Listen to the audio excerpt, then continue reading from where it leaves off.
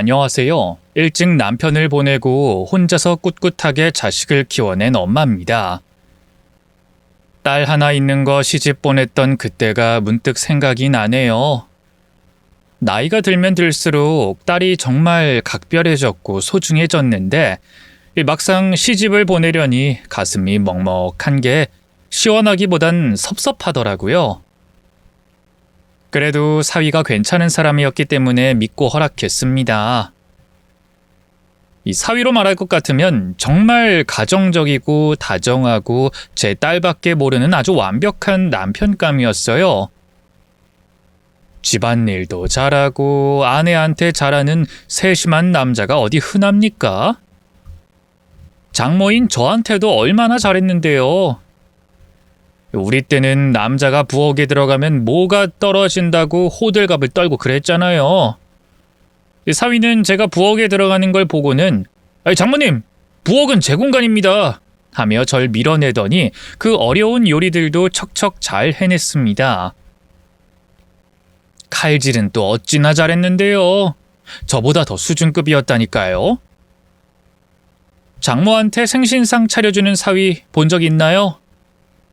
미역국은 기본이고 잡채에 갈비찜에 정갈하게 꼬치에 꽂아서 전까지 딱 해서 생신상이라고 절 초대했는데 그땐 정말 눈물이 날 것 같더라고요. 우리 딸이 무슨 복이 있어서 이렇게 좋은 신랑감을 만나게 됐는지 너무 다행이고 축복받을 일이구나 싶었어요. 이대로만 간다면 우리 딸은 평생 사랑만 받으며 행복하게 살겠구나 싶었는데 아직도 그날 밤 사위가 저희 집에 온 순간을 생각하면 여전히 눈물이 앞을 가리고 가슴이 쿵 하고 떨어져 내리는 것 같습니다. 비가 많이 와서 문을 닫고 혼자 고요한 방 안에 누워 잠을 청하고 있던 그때 누군가 저희 집 현관문을 쾅쾅 두드렸습니다. 장모님 접니다 하는 목소리에 단번에 사위라는 걸 깨닫고 문을 열어줬죠. 문을 열자마자 깜짝 놀랐어요. 글쎄 사위가 빗물에 젖은 채로 병든 닭마냥 힘없이 서 있는 거예요. 무슨 일이 확실히 있구나 싶어서 얼른 집으로 들어오라고 했어요. 자네가 이 시간에 여긴 어쩐 일이야? 장모님 어쩌면 좋습니까? 무슨 일인데 그래? 불안하게 만들지 말고 어서 말해. 미선이가 실종된 것 같습니다. 뭐라고? 미선이가 없어졌습니다. 그게 무슨 말이야? 미선이가 왜 없어져? 미선이가 요새 좀 많이 바빴잖아요. 그래서 일 마치는 대로 혼자 여행을 좀 하고 싶다고 하길래 그러라고 했습니다. 그래서 그저께 제주도로 여행을 갔는데 아무리 전화를 걸어도 받질 않는 겁니다. 원래 혼자 어딜 가더라도 연락은 잘 되던 사람인데 갑자기 두절이 되니까 무섭잖아요. 그래서 제가 걱정되는 마음에 제주도로 달려갔어요. 근데 그 어디에도 미선이의 흔적은 없었습니다. 묵기로 한 숙박시설에도 애초에 예약이 안 돼 있었고 예정돼 있던 여행지에 가서 물어봐도 온 적이 없다고 합니다. 일단 제가 경찰에 신고하고 제보도 받고 있어요. 근데 경찰 측 말로는 좋지 않은 상황이라고 하더라고요. 좋지 않은 상황이라니? 우리 딸이 어떻게 되기라도 했다는 말이야? 제가 어떻게든 미선이를 찾아내서 아무 일도 없었던 것처럼 장모님은 모르게 하고 싶었는데 일이 이렇게 돼서 죄송합니다. 제가 면목이 없습니다. 좀 더 일찍 알렸어야 했는데 제가 너무 정신이 없어서. 하지만 장모님, 제가 꼭 약속드리겠습니다. 미선이 꼭 찾아낼 겁니다. 하늘이 두 쪽 나는 한이 있더라도 미선인 제가 반드시 데려오겠습니다. 목숨 걸고 그 약속 제가 지킬 겁니다. 저같이 부족한 놈한테 미선이를 믿고 맡겨주셨는데 이런 소식 전하게 돼서 정말로 죄송합니다. 하지만 우리 아내 꼭 어딘가 멀쩡히 살아있을 겁니다. 미선이가 누굽니까? 혼자 세계 일주하면서 소매치기까지 당했는데 기어코 돈 구해서 한국까지 돌아온 강인한 여자 아닙니까? 제가 장담합니다. 미선인 조만간 우리 곁으로 돌아와서 예전처럼 잘 지낼 겁니다. 그러니까 장모님, 조금만 기다려주세요. 그 말을 듣는 순간 눈앞이 캄캄해졌어요. 어떻게 여행을 갔다가 그대로 실종이 돼버렸냔 말이에요. 믿을 수가 없어서 사위를 붙잡고 오열하며 또 물어보고 또 물어봤어요. 우리 딸 지금 어딨냐고. 당장 내가 가겠다고 뛰쳐나갔더니 사위가 말리면서 일단 진정하시라고 죄송하다는 말만 반복하더라고요. 졸지에 하나밖에 없는 딸과 단절된 저는 한순간에 인생의 의미를 잃어버렸습니다. 어딘가에서 어떻게 있을지도 모를 딸을 생각하면 1분이 10년같이 느껴졌어요. 이미 경찰 쪽에서도 찾고 있고 사위도 잠도 안 자고 모든 일을 제쳐두고 제 딸을 찾고 있다고 하니까 조만간 소식이 들려올 것이라 굳게 믿고 있었어요. 하지만 하루가 지나고 이틀이 지나도 딸의 흔적은 찾을 수가 없었습니다. 애가 타고 무너지는 마음을 붙들고 있기란 정말 지옥 같았어요. 차라리 기절을 한 채로 잠이 들었더라면 이토록 힘들지 않았을까요? 같은 한국에서 이토록 찾기 힘든 걸 보면 어쩌면 우리 딸은 되돌아올 수 없는 먼 곳으로 갔을 수도 있겠다는 생각을 스스로 하게 되면서 희망을 점점 내려놓기 시작했습니다. 사위는 여전히 희망을 놓지 못하고 딸을 찾아 헤매더라고요. 하던 일도 때려치우고 아예 제주도에서 살다시피 하며 딸의 흔적을 쫓았습니다. 가끔씩 저희 집에 와서 제 상태를 살피곤 했는데 그때마다 사위를 보면 부쩍 수척해져 있었어요. 발에는 물집이 잔뜩 잡혀서 피투성이인 데다가 얼굴은 또 어찌나 새카맣게 탔는지 차마 두 눈을 뜨고 쳐다보지 못할 지경이었습니다. 너무 속상한 마음에 제가 한 소리 했어요.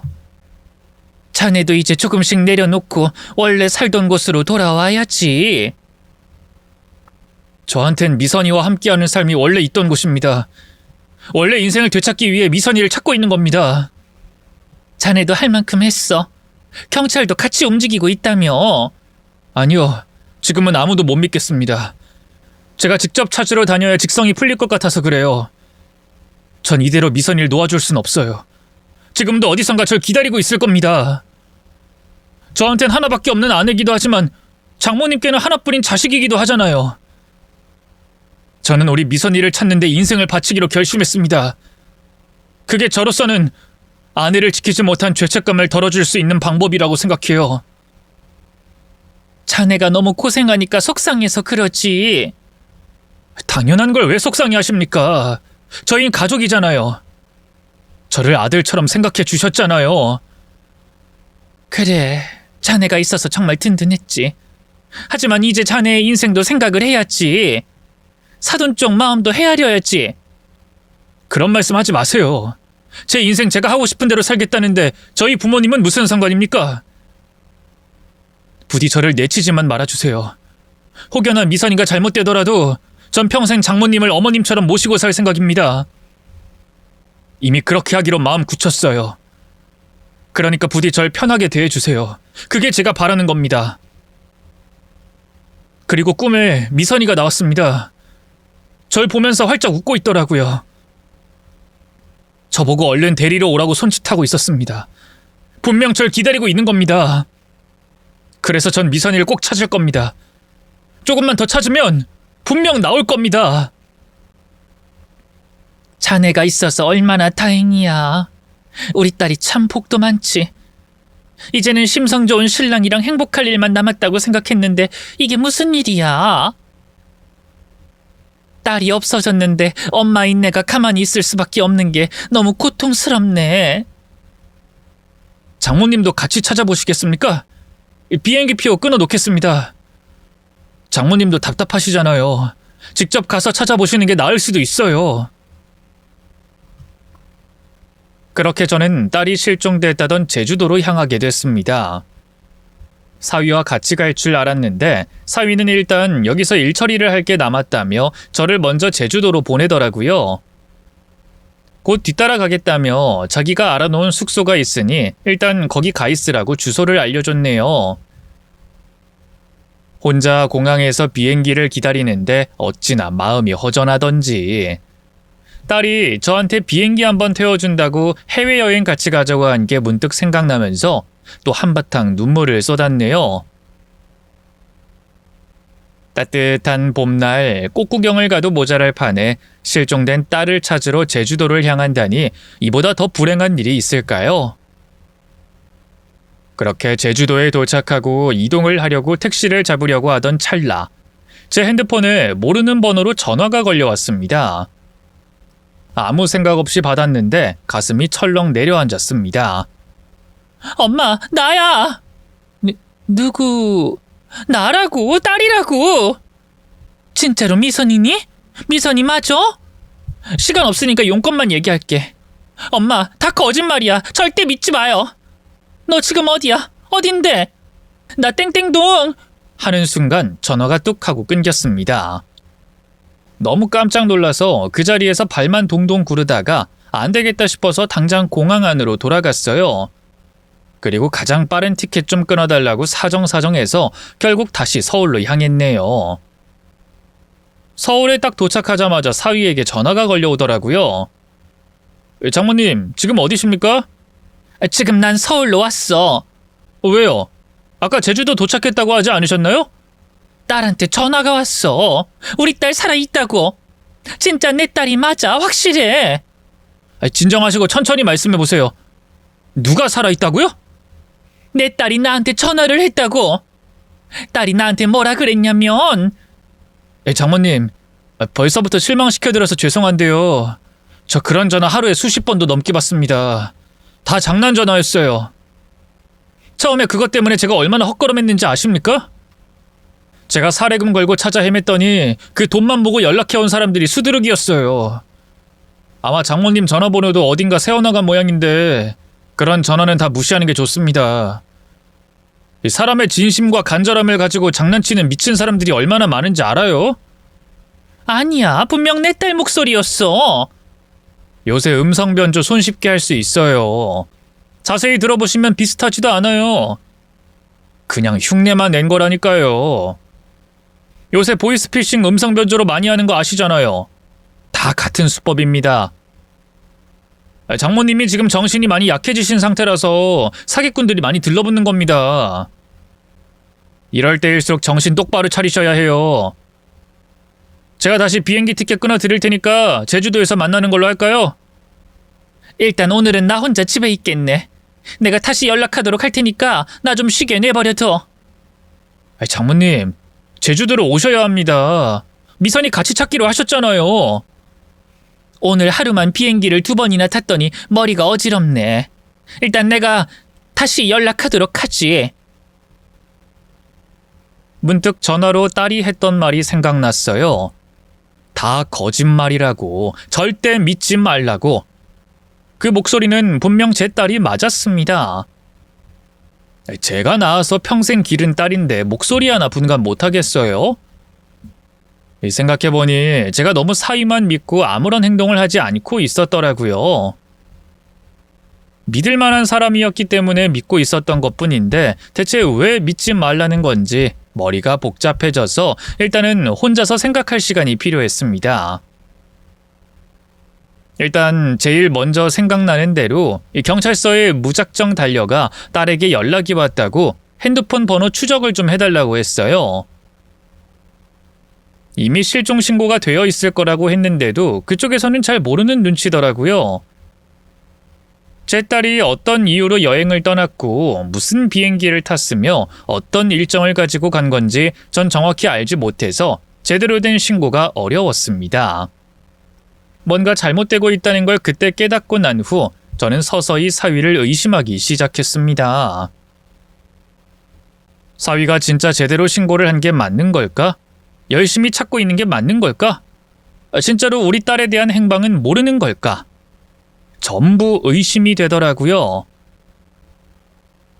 집에서 혼자 누운 채로 곰곰이 생각했어요. 분명 땡땡동이라고 했는데 어디서 많이 들어본 익숙한 동네인데 어디서 들어봤더라. 우리 딸은 그 동네와 아무런 연고가 없는데 대체 왜 거길 말한 건지. 그렇게 생각을 하다가 저도 모르게 벌떡 일어나고야 말았네요. 사돈 내외가 얼마 전 이사간 동네, 그곳이 바로 땡땡동이었어요. 혹시나 하는 마음에 안사돈에게 한밤중에 전화를 걸었습니다. 받지 않더라고요. 너무 마음이 급하고 불안하고 초조한 마음에 무작정 택시를 타고 그 동네로 가고 말았네요. 사실 사돈이 어디에 사는지 정확한 주소를 알지도 못했어요. 제가 아는 거라고는 사돈의 전화번호와 이름, 그리고 생김새뿐이었네요. 무작정 근처에 있는 파출소에 찾아가서 이 사람 주소 좀 알려달라고 하니 그쪽에서도 사적인 내용은 알려드릴 수 없다고 하더라고요. 그래서 제가 소리를 막 질렀어요. 내 딸이 실종됐다고요! 모든 상황을 얘기했어요. 실종 상황을 사위에게 듣게 된 예, 딸의 전화를 받게 된 이야기와 경찰서에 찾아간 예, 딸이 이 동네에 있다고 했던 얘기를 늘어놓자 그쪽에서도 난감해하는 눈치더라고요.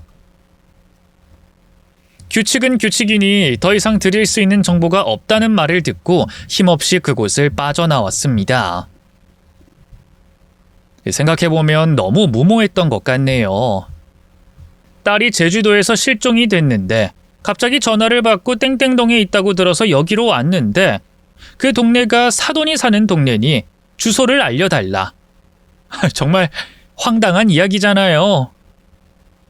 제가 횡설수설하면서 말까지 더듬으니 더 이상해 보였을 겁니다. 다들 저를 이상한 사람으로 보니 저도 제가 스스로 미친 게 아닐까 하는 생각도 들더라고요.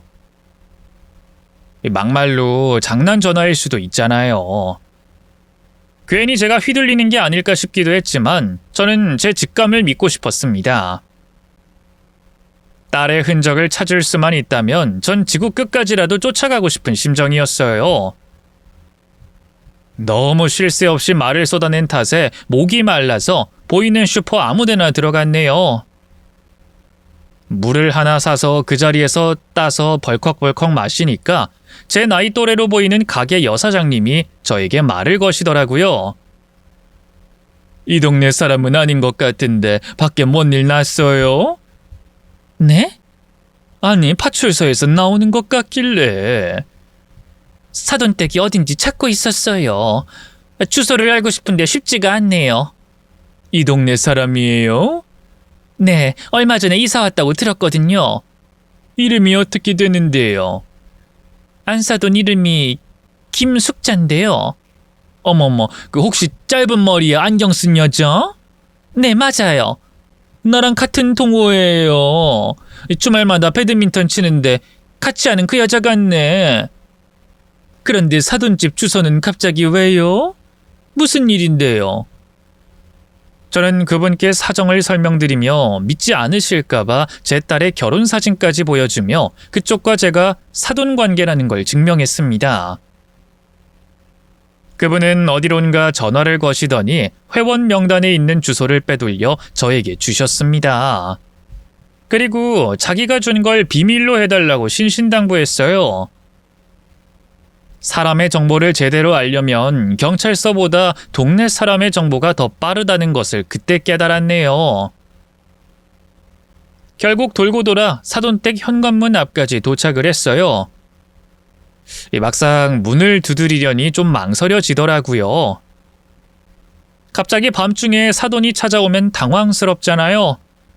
게다가 지금 제가 사돈을 의심하고 있는 상황이었기 때문에 이게 오해로 밝혀진다면 서로 서먹해질 것 같았어요.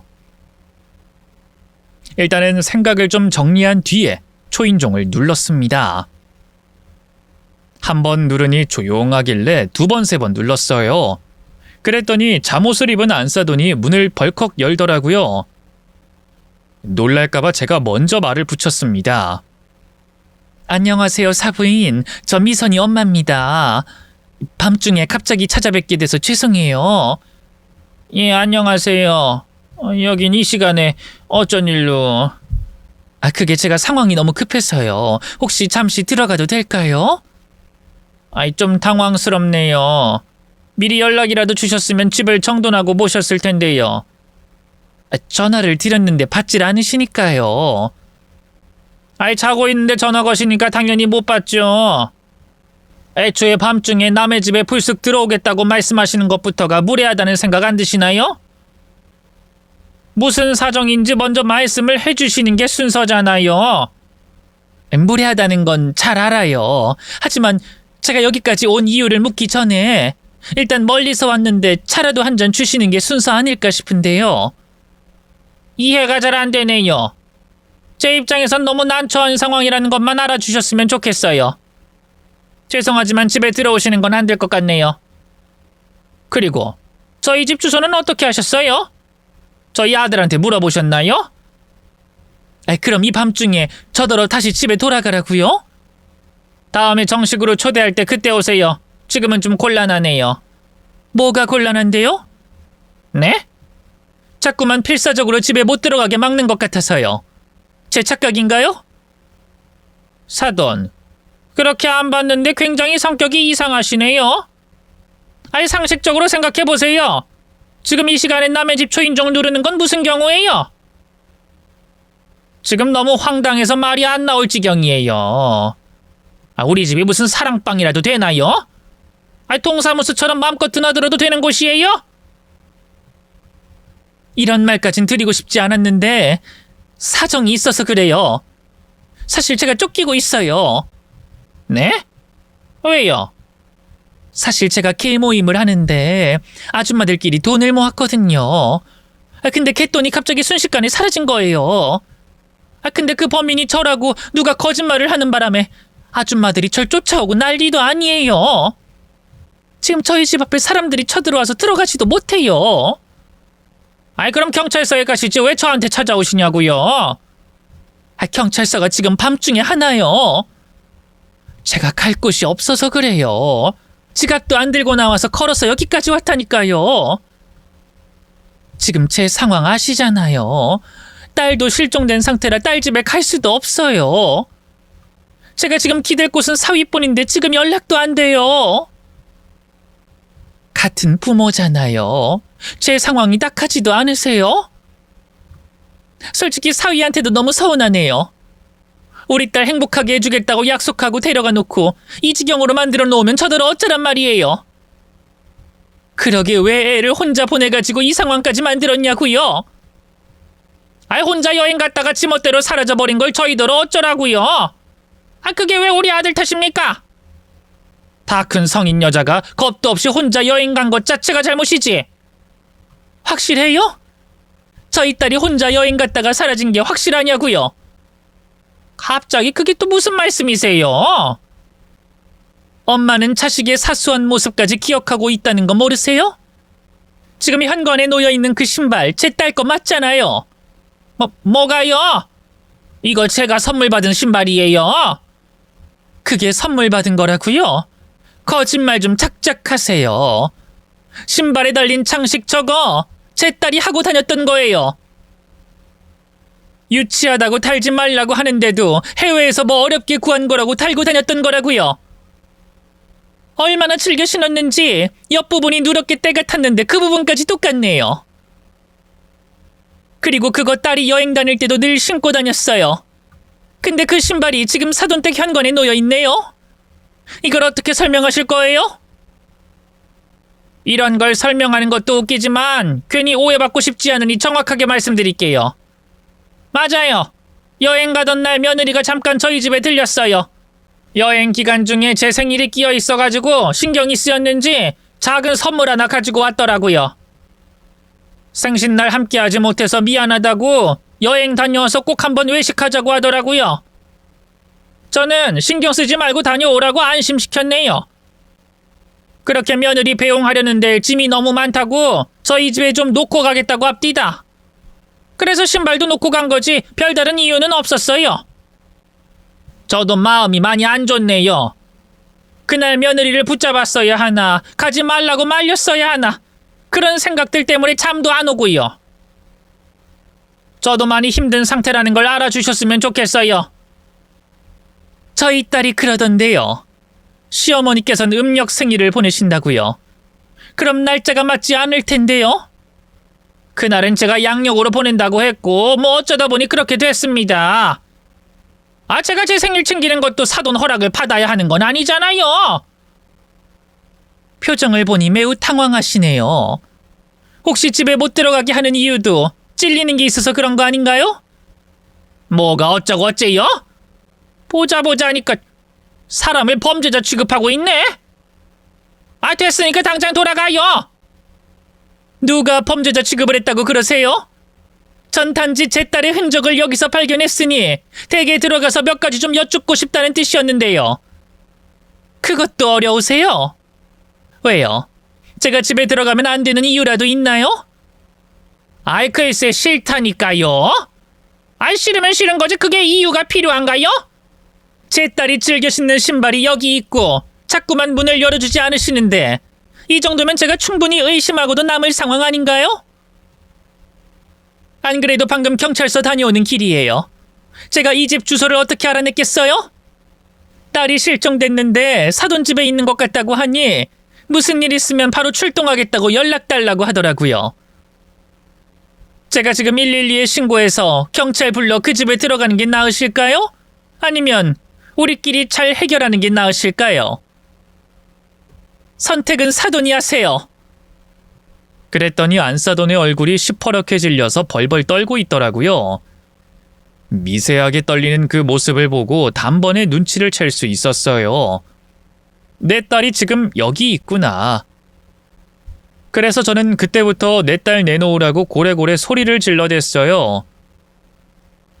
한밤중에 난동을 부리니까 안사돈도 당황했는지 진정 좀 하시라고 알겠다고 하고 집에 들여보내주더라고요. 그때부터 저는 흥분해서 집 안에 있는 방문을 죄다 열어봤어요. 구석에 있는 작은 방문을 열어본 순간 전 경악하고 말았네요. 글쎄, 그 안에 제 딸이 버젓이 앉아서 절 쳐다보고 있는 게 아니겠어요? 일단은 살아있어 준 것에 감사해서 딸을 안고 오열했고 딸도 제 품에 안겨서 한참을 울더라고요. 사돈 내외가 저희 곁에 다가오려고 하길래 제가 소리를 지르며 당신들은 나가! 하고 방문을 쾅 하고 닫았습니다. 딸과 단둘이 남은 상황에서 이야기를 나누고 싶었어요. 너무나 멀쩡한 딸을 보니까 안도감과 동시에 몸에서 힘이 쭉 빠지더라고요. 엄마 미안해. 걱정하게 해서 정말 미안해. 대체 여기서 무슨 일이 있었던 거야? 빨리 말해. 나도 이게 어떻게 된 상황인지 처음엔 몰랐어. 분명 제주도에 가려고 여행을 준비하고 있었는데 남편이 갑자기 시댁에 일이 있다고 먼저 좀 들리라는 거야. 그래서 시댁에 달려왔더니 갑자기 시어머니가 내 핸드폰을 달래. 그리고 가방을 달라는 거야. 그리곤 돌려주지 않았어. 그리곤 교묘하게 일을 시키시더니 밖에 나가지도 못하게 날 감시하더라고. 은근히 압박을 주길래 이게 대체 무슨 일인가 싶었어. 가족 전부가 날 애워싸고 놓아주질 않는 거야. 여행 일정이 있다고 가봐야겠다고 하니 그제야 여행을 취소하고 여기 머무르라고 명령을 하시더라고. 이유도 알려주지 않았어. 밖에 나가봐야 한다고 하면 갑자기 화를 내시면서 집에 가만히 있으라고 방에 가두시잖아. 그때부터 점점 무서워지기 시작했어. 남편이 날 찾아오더니 잠시만 이렇게 있어달래. 나중에 다 설명해주겠다고. 자기가 지금 상황이 많이 안 좋아서 쫓기고 있다고 일단 숨어 있어달라고 하잖아. 눈물까지 흘리면서 사정해대는 걸 어떡해. 다른 사람은 몰라도 엄마한텐 연락드리고 싶다고 부탁했는데 장모님은 자기가 알아서 잘 설명했으니까 안심하래. 전화 건 순간 추적이 될 거라고 절대로 핸드폰을 손에 못 쥐게 했어. 너무 답답해서 나가고 싶다고 하니까 때 되면 밥 주고 재워주고 TV까지 보게 해주는데 대체 뭐가 답답하냐고 오히려 나한테 화를 내더라. 그때부터 뭔가 좀 이상하게 흘러간다는 걸 눈치채게 됐지. 그거 알아? 남편이랑 나 돈 때문에 많이 싸웠어. 그 사람 겉만 번지르르 하지 깊이 파보면 뭐 하나 제대로 된 게 하나도 없어. 물론 엄마가 속상해할까봐 말도 못하고 혼자 견디고 있었지만 이혼하고 싶었던 적이 한두 번이 아니었어. 심지어 지금 나를 이렇게 시댁에 감금까지 시켜뒀잖아. 남편은 그렇다 쳐. 시댁 식구들까지 날 이렇게 사람 취급도 안 하는 게 말이 돼? 헤어지고 싶어서 이혼하겠다고 통보하면서 밖에 나가겠다고 했더니 그때부터 더 강압적으로 굴더라고. 내가 이 작은 방에서 얼마나 힘든 시간을 보내고 있었는데, 전화 한 통도 못하게 해서 얼마나 답답했는데. 나 그 인간 절대로 용서 못해. 자는 척하고 시어머니랑 남편이랑 둘이 얘기하는 걸 들었더니 무슨 실종? 내가 제주도에서 사라졌다고 거짓말까지 했었다며? 그때부터 괘씸해서 잠을 잘 수가 없겠더라. 엄마가 분명 날 찾아 헤매고 있을 텐데 그 인간 말 믿지 말라고 꼭 말을 해주고 싶었어. 그리고 엄마한테 나 여기 있다고 알리고 싶었어. 그래서 시어머니 몰래 싱크대 수리하러 온 아저씨한테 핸드폰 빌려서 전화를 건 거야. 그것도 몇 마디 못하고 시어머니가 나타나는 바람에 금방 끊긴 했지만 그래도 엄마가 이렇게 찾아와줘서 다행이야. 나 정말 무서웠어. 대체 왜 너를 이렇게 가둔 거야? 나도 몰라. 짐작가는 이유가 있긴 한데 그게 뭔데? 바로 그때였어요. 방문이 쾅 하고 열리더니 사위가 모습을 드러냈습니다. 소식을 듣고 바로 달려온 모양이었어요. 뒤돌아 사위를 쳐다보니 그 눈빛은 제가 알고 있는 선한 눈빛이 아니었어요. 처음에는 다른 사람인 줄 알았다니까요. 전 화가 나서 벌떡 일어나 사위의 멱살을 잡고 따졌어요. 자네가 우리 딸 여기 감금시켜놨다면서? 대체 왜 그랬어? 왜? 네가 숨겨놓고 감히 나한테 거짓말을 해? 실종이라고 뻥을 쳐? 어떻게 그럴 수가 있어? 사람 목숨을 가지고 왜 장난질을 치냔 말이야? 그랬더니 사위가 확 돌변하면서 제 손을 강하게 뿌리치더라고요. 그리고 험한 말을 내뱉었습니다. 아, 진짜 짜증나네. 뭐? 짜증이 나? 지금 그게 나한테 할 소리야? 왜 남의 집에 함부로 들어오고 난리예요? 왜 시키지도 않은 짓을 하냐고요? 내가 다 알아서 한다고 했잖아요. 미선인 내가 책임진다고. 장모님은 가만히 기다리시라고 분명히 말씀드렸잖아요. 아니 그냥 제주도 가서 휴양이나 즐기시면서 가만히 계셨으면 이런 수모는 안 당하셨을 거 아닙니까? 왜 짜증나게 일을 망치냐고? 지금 자네 태도가 왜 이래? 적반하장도 유분수지 나한테 소리를 질러?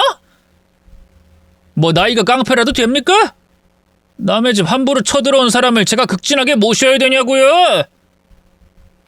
내가 바라는 건 싸움이 아니라 설명이야. 대체 왜 내 딸이 여기에 있는 건지, 나한테 통화 한 번을 못하고 갇혀 살아야만 했던 건지, 자네는 왜 나한테 거짓말을 했던 건지 그걸 알고 싶은 거야. 그러니까 화만 내지 말고 설명을 해. 됐습니다. 설명은 무슨... 말이 통하는 사람끼리나 하는 게 설명이지. 장모님이랑은 더 이상 말도 섞고 싶지 않습니다. 이렇게 나오겠다 이거지? 이건 엄연히 범죄야. 자네 가족들은 전부 범죄자라고. 지금 이 자리에서 다들 연행될 수도 있다 이 말이야. 지금 저희 협박하시는 겁니까? 아이 그럼 뭐 장모님은 저한테 떳떳하세요? 뭐가? 내가 뭘 어쨌길래? 장가 올 때만 하더라도 뭐 대단한 거 해줄 것처럼 굴더니 결국엔 다 허풍이었잖아요. 집 해준다는 말도 미루고 또 미뤄서 월세 살게 하고, 사위 예쁘다고 땅 하나 물려주겠다고 한 것도 깜깜무소식이고, 상속 오래 해준다고 하더니 내년으로 또 미루고, 나중에 사위 몫은 없다고 하니 내가 열이 안 받겠어요? 사기 결혼이나 마찬가지인 건데 제가 이걸 참고 견뎌야 하는 겁니까? 장모님은 절 갖고 놀았습니다. 이건 농락이라고요. 나한테 아무것도 못해준 주제에 이제 와서 사위 노릇 요구한다고? 이건 뭐 도둑놈 심보도 아니고. 뭐라고? 내가 내 재산 맘대로 하겠다는데 자네가 무슨 상관이야? 별 볼 일 없는 장모님 딸 내가 데리고 살잖아요.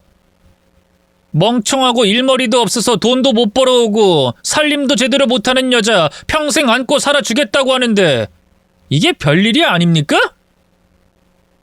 아니, 솔직히 장모님도 알잖아요. 그쪽 딸 내세울 거 하나도 없다는 거. 그나마 미선이가 사람 굿이라고 살 수 있었던 건 전부 제 덕이라는 거 모르세요? 알면 알아서 챙겨줬어야지. 자네 나한테 돈 맡겨놨어? 내가 힘들게 모으고 일궈냈던 걸 왜 자네가 욕심내는데? 생일상도 차려줘. 아플 땐 간병도 해줘. 주기적으로 반찬도 해다 바쳐. 아들 노릇도 해줘. 이런 거 공짜로 대접받으려고요? 세상에 그런 사위가 어딨어요. 다 주고받는 게 있으니까 하는 척 하는 거지. 그 엄마의 그 딸이라더니 둘 다 아주 순진하네. 이러니까 거짓말에 금방 속지. 겉으론 우리 딸을 사랑해서 결혼한 척 굴더니 결국엔 돈 때문이었어? 자네가 원한 게 행복한 가정이 아니라 돈이었단 말이지. 어떻게 내 딸의 진심을 가지고 장난칠 수가 있어? 아이, 그러게. 좋게 계획대로 하셨으면 얼마나 좋아요. 그럼 제가 이 귀찮은 상황극 같은 건 할 필요가 없었지 않습니까? 갑자기 재산을 사회에 환원하겠다느니 헛소리만 안 내뱉었어도 제가 이렇게 급하게 마음먹지는 않았을 겁니다. 뭐 지금 저랑 장난해요?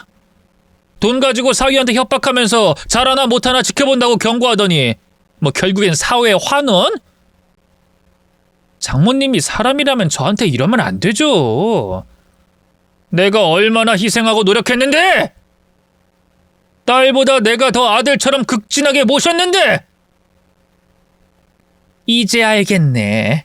이 집에 들어온 것 자체가 돈 때문이었고 사위한테 일부 상속해주겠다는 말만 믿고 기다렸는데 내가 사회 환원 어쩌고 하니까 이 일을 계획했다 이거지? 우리 딸이 실종되고 그 과정에서 자네가 목숨 걸고 딸을 찾는 척하면 내가 자네한테 감동받고 딸 대신 사위에게 재산을 물려줄 거라 생각했겠지. 그리고 재산을 받자마자 우리 딸이랑 갈라설 계획을 갖고 있었겠지. 내 말이 틀려? 자네는 애초부터 이럴 생각이었어. 그냥 우리 집안에 들어온 것 자체가 진심이 아니고 연기였던 거지. 우리 딸을 애초부터 사랑하지 않았고 자네의 안위와 풍족함을 위해 선택한 결혼이었던 거겠지. 그래놓고 우리 앞에선 사랑꾼인 척 가증스럽게 연기를 해왔단 말이지. 내가 지금 이 상황 다 보고 있고 다 기억해. 그러니까 난 절대로 자네를 포함한 가족들 용서 못하니까 그런 줄 알아. 용서 못하면 어쩌실 건데요? 어쩌긴 어째. 당장 신고하고 고소해야지. 고소요? 뭘로요? 저희가 미선이한테 뭘 어쨌는데요? 그리고 미선이의 법적 보호자는 접니다. 장모님한테는 아무런 권한 없으세요. 저도 지금 일이 이렇게 망하는 바람에 몹시 짜증나고 열받거든요. 사람 잘못 건드리면 어떻게 되는지 잘 아시면서 왜 그러실까? 그리고 무슨 핑계로 신고하시게요? 미선인 단지 시댁에서 잘 먹고 잘 자고 예쁨 받으며 살고 있었을 뿐인데 어떤 이유로요? 저흰 미선이 머리카락 한 올도 건드리지 않았습니다. 그리고 미선인 충분히 탈출할 자유가 있었어요. 나가라고 해도 안 나가고 여기서 버티고 있었던 건 미선이라고요. 명심하세요. 미선이랑 저는 여전히 법적으로 얽혀있는 관계고 장모님보다 제가 더 미선이랑 가까운 사이입니다. 부부 사이의 일은 부부끼리 해결하게 두시고 장모님은 빠져주세요. 험악하게 굴면 내가 겁먹을 줄 알고? 난 자네가 속이 검은 사람인지 진작에 알고 있었어. 우리 딸이 선택한 사람이니 내가 믿고 응원해 준 거지. 자네가 얼마나 형편없는 인간인지 난 이미 파악하고 있었어. 이미 파악하신 분이 제 말을 철석같이 믿으셨구나. 더 이상 자네랑 말하고 싶지 않네. 이제라도 본색을 드러내줘서 오히려 다행이야. 내 귀중한 딸, 자네한테 맡길 생각 추호도 없으니 당장 이혼해.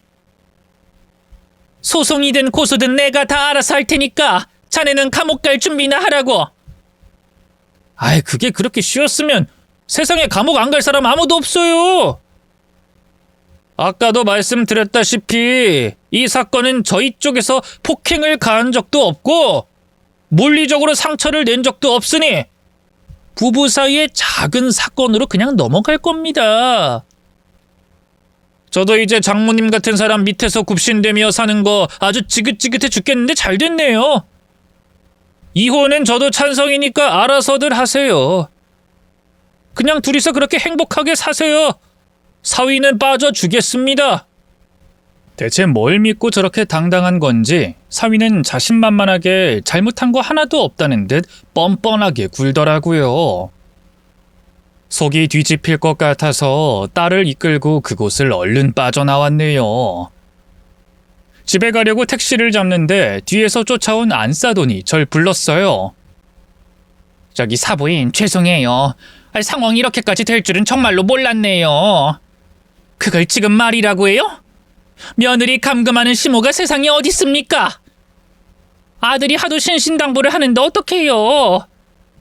그냥 며느리한테 일감 주면서 집에만 좀 있게 해달라고 해서 알겠다고 했는데 그게 이렇게 큰 사건이 될 줄은 몰랐어요.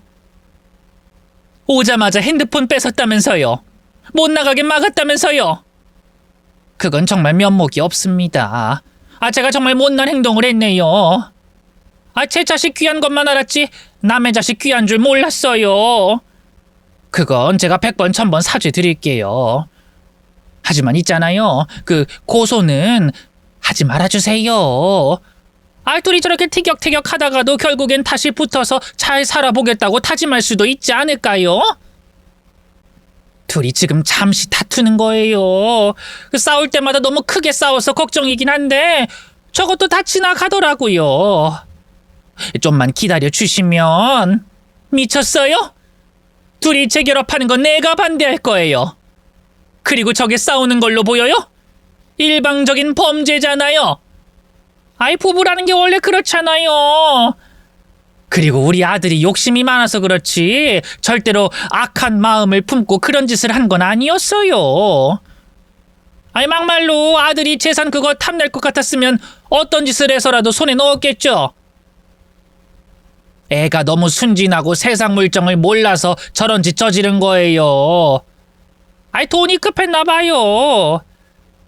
사람이 너무 급하면 잠깐 미친 생각을 하잖아요. 어쨌든 며느리는 무사하지 않습니까? 저희 집에 머무는 동안 제가 얼마나 신경 써서 돌봤는데요. 그러니까 우리 아들 불쌍히 여기시고 한 번만 반성할 기회를 좀 주시면 안 되겠어요? 저라면 차마 기회를 달라는 말도 못할 것 같은데 정말 낯짝도 두껍네요. 저는 오늘 이 순간부터 내 전 재산과 온 시간을 다 쏟아부어서 그쪽 아들 몰락시키기로 결심했어요. 물론 사부인도 우리 딸 감금한 죄값 받게 될 거니까 각오하세요. 앞으로 연락하지 마시고 우리 인연은 여기서 끝이니까 다시는 볼 일 없도록 하자고요. 제가 참을 수 없었던 건 그들의 태도였습니다. 어떻게 남의 딸을 이 지경으로 만들어 놓고 잘못한 게 없다고 뻔뻔하게 달려들 수가 있냔 말이에요. 딸을 데려온 그 순간부터 저는 변호사와 상담을 하며 법적으로 어떤 것들을 할 수 있는지 알아봤습니다. 그 과정에서 사위가 숱한 사기 사건에 연루돼 있다는 걸 알게 됐어요. 제 힘으로 몰락시키지 않더라도 제 풀에 알아서 걸려 넘어질 예정이었던 것입니다. 그래서 다 포기하고 그렇게 당당했나 싶기도 하고 그래서 돈이 참 궁했구나 싶더라고요. 한편으로는 참 내가 이렇게 사람 보는 눈이 없었나 싶어 슬프고 허무했네요. 알고 보니 경찰에 실종 신고를 했다는 것도 제주도에 왔다 갔다 하면서 부인을 찾아 헤맸다는 것도 전부 지어낸 얘기더라고요. 정말 소름 돋지 않나요? 일부러 힘들게 찾아 헤맨 척을 하려고 발에 그 물집이며 상처며 까맣게 그을린 얼굴까지 일부러 만들었다는 거잖아요. 장모에게 아내가 실종됐다고 거짓말까지 하고 재산까지 빼돌리려 한 파렴치한 인간을 사위라고 아껴주고 살았으니 그 과거를 다 지우고 싶은 심정이었습니다. 너무 어이없게도 사위는 얼마 지나지 않아 태도가 바뀌어서 제 앞에 나타났더라고요. 장모님, 제가 그땐 너무 흥분을 했습니다. 죄송하고 사죄드립니다. 그때 제가 내뱉은 말은 진심이 아니었어요. 제 못난 모습을 들키니까 저도 모르게 말이 험하게 나간 겁니다. 자네 진심 잘 알았으니 이만 돌아가게. 더 이상 할 말 없어. 장모님도 잘 아시잖아요. 저 미선이 정말 사랑합니다. 이대로 끝내기엔 아쉬움이 너무 많아요. 돈에 대한 아쉬움이 많이 남는 거겠지. 그런 거 진짜로 아닙니다. 저 정말 미선이 사랑해서 결혼했습니다. 어떤 미친놈이 사랑하지도 않는 여자랑 결혼까지 해서 살림을 합치겠습니까? 다만 제 상황이 좀 힘들고 각박하다 보니 욕심이 생기고 그 장모님께 서운한 마음도 생겨서 홧김에 그런 짓을 벌인 겁니다. 저도 그날 장모님의 얼굴을 본 순간 내가 무슨 짓을 저질렀나 깨닫게 되더라고요. 부디 저를 있는 그대로 받아주시면 안 되겠습니까? 지나온 시간 동안 저 정말로 장모님이랑 미선이한테 최선을 다했잖아요. 진심이 없으면 다 불가능한 것들이었습니다. 염치 없다는 거 알지만 저 그래도 미선이랑 장모님 책임지며 평생을 살고 싶어요. 제가 정말 잘하겠습니다. 자네는 우릴 바보로 알아? 우리한테 상처되는 말을 실컷 해놓고 이제 와서 받아달라고 하면 얼씨구나 환영해 줄 줄 알았어? 얼마나 나를 쉽게 봤으면 뻔뻔하게 얼굴을 들이밀고 받아달라고 해?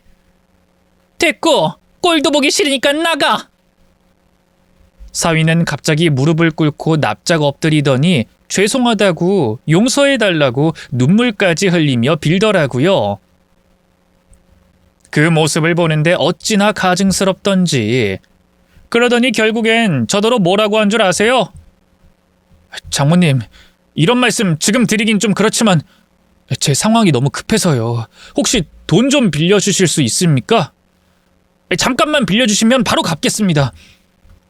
제가 지금 아시다시피 법적으로 얽혀있는 사건이 몇 개가 좀 있는데 그걸 수습해야 나머지도 해결할 수 있어서 그래요. 돈 때문에 찾아온 건 절대 아닙니다. 저희 부모님 아시지 않습니까? 아버지 크게 사업 망하시고 어머니도 식당 일 잘리셔서 돈 들어올 구멍이 한 군데도 없습니다. 유일한 버팀목이 돼야 할 아들이 지금 이러고 있으니 얼마나 답답하시겠습니까? 살면서 효도 한 번을 못 해보고 사고만 치고 살았어요. 이제는 좀 정신 차리고 멀쩡하게 살고 싶습니다. 불쌍한 놈 하나 목숨 살려준다 치고 한 번만 살려주십시오. 제가 이 은혜는 꼭 갚도록 하겠습니다. 제발 부탁드립니다. 역시나 아니나 다를까 돈 때문에 또 저를 찾아왔더라고요. 이젠 더 이상 놀랍지도 않았어요. 제 딸을 감금한 걸로 모자라서 끝까지 저한테 돈을 뜯어낼 생각을 했다는 게 정말 어이가 없지 않나요? 너무 열이 받아서 손바닥으로 머리통을 한 대 때리면서 실컷 욕 한 사발 해줬네요. 젊은 시절 미용실을 하며 손가락이 파마약으로 시큰하고 아팠지만 그럴 때마다 딸을 생각하면서 버티고 또 버텼어요. 악착같이 모으고 규모를 넓혀가며 건물 한 채를 갖고 또 땅을 사고 재테크를 하며 야금야금 불려온 재산이었습니다.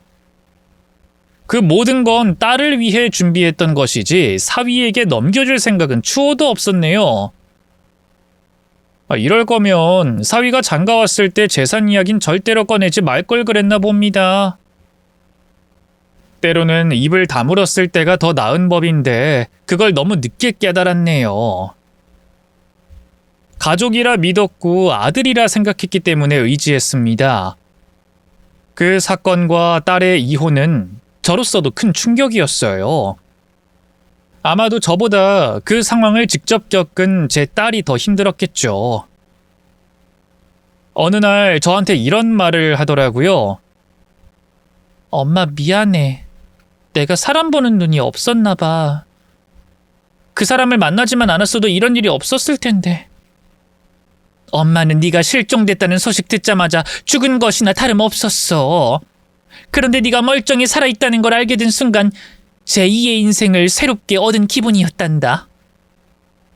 엄마한테 새로운 인생을 선물해줘서 고마워. 얼마나 다행이야. 우리 둘이 이렇게 멀쩡하게 함께하고 있잖아. 엄마는 그걸로 충분해.